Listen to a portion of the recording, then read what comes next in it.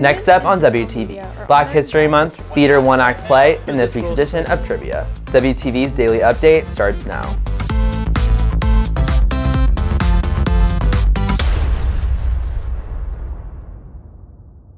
Hey there, Red Hawk Nation. Today is Tuesday, February 20th, and I'm Joaquin Perez with today's Daily Update brought to you by Wingspan TV.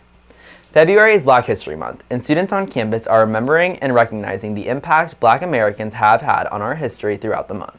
To continue the learning, WTV's Sadie Johnson takes a look at how Black history is represented on campus. In February, we celebrate Black History Month, and it's important that we recognize why. The reason we celebrate Black History Month is because Dr. J. Woodson, in the early 1900s, he created Negro History Week because he felt like the blacks were left out of American history, which we know. In 1976, they decided to make it a whole month, and they chose February because it was Abraham Lincoln's birthday and Frederick Douglass. Some teachers, including Yasmin Sechrist, do what they can to include Black history into their curriculum.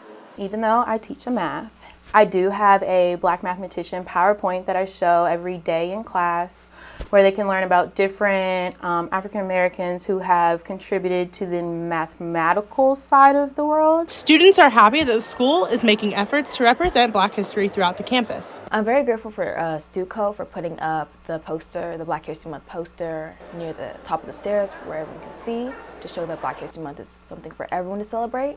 And I'm very grateful for the library for putting up all those posters of Black icons near the school. It is not only important to reflect on the negatives, but to highlight and celebrate the growth in African American culture. Some people view Black History Month as like looking back on the negative parts of our culture, things we've been through, like our hardships or whatever, but the main part of it is really just celebrating where we've come from and like how we've grown and the things that we're currently doing that are making our culture good. Celebrating Black history is emphasized throughout the month of February. It's important to recognize and honor Black history all year round. Reporting for WTV, this is Sadie Johnson. To continue recognizing Black history, many classes, clubs, and organizations are finding different ways to honor it.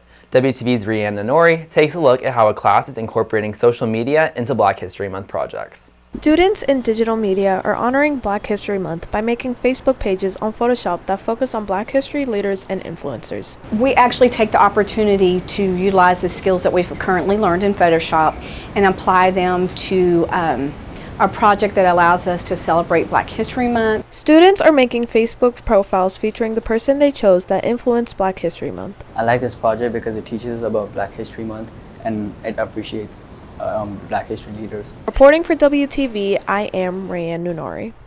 Staying updated on the world around us can be important, and current events are at the heart of an AP Lang class project. WTV's Joe Skinnell explains.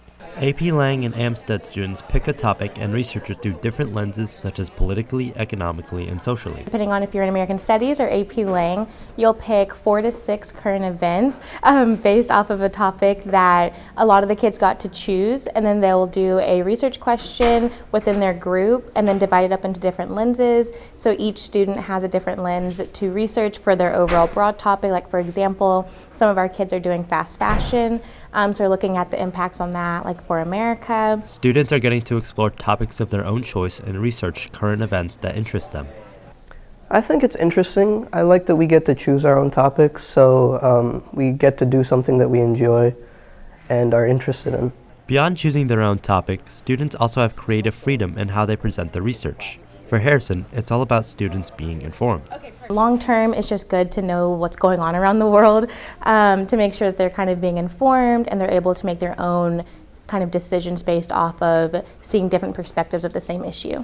Reporting for WTV, I am Joe Skinnell. Red Hawk Theater is participating in this year's UIL One Act Play with 20 students and 2 directors aiming to advance to districts. WTV's Anna Ortiz has the story. The theater department is competing with their production Run Rebel against other high schools in the annual UIL One Act Play competition. Run Rebel is about a young lady who has big dreams and has goals that she could achieve because she has the talent to actually do it. And what happens when she doesn't have support from family or a lot of the idea is a cultural divide between the older generation and the new generation. For the lead of Run Rebel, Vidisha Anand, the competition is a learning experience, as well as an opportunity to meet different students with similar interests. I'm most excited about the competition part of it. I have done it before and it's so much fun meeting other schools over there and seeing how they perform and also showing off your performance, getting feedback on it and learning what to do better next time. That's going to be really fun. The scenery plays a crucial role in theater productions, especially in competitions. We're doing a lot of really in-depth work with viewpointing, which is very stylized. And not to like brag about my stuff, but the tech for the show is gonna be really cool, and we got some awesome projections happening. It's just gonna be really great all around. My projections help you follow the story a bit better. It's mostly setting, so you know where you are in the play. The competition is on March 5th, giving these Redhawks time to perfect their work before the big day. Reporting for WTV, I'm Anna Ortiz. In honor of President's Day being yesterday, on this week's edition of Trivia, WTV's Luke Bishop tests students' knowledge on presidents.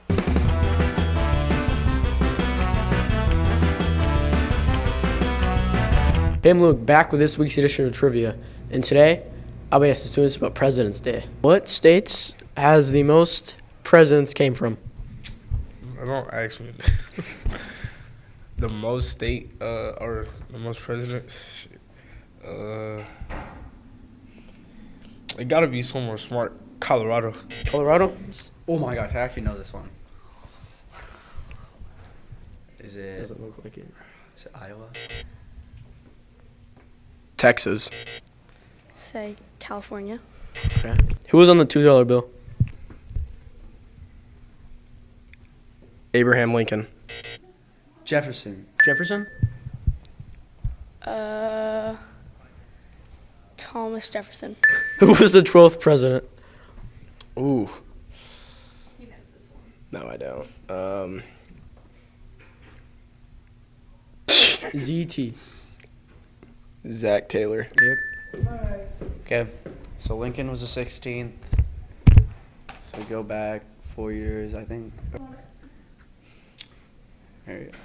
I want to say Truman. John Adams, that's wrong. What number president was on the $100 bill? The first. My nigga George. George? Yeah. Crap, dude. The $100 bill. I'll just go Bill. 20th. He wasn't a president. Wait. That's right. Reporting for WTV, I'm Luke Bishop.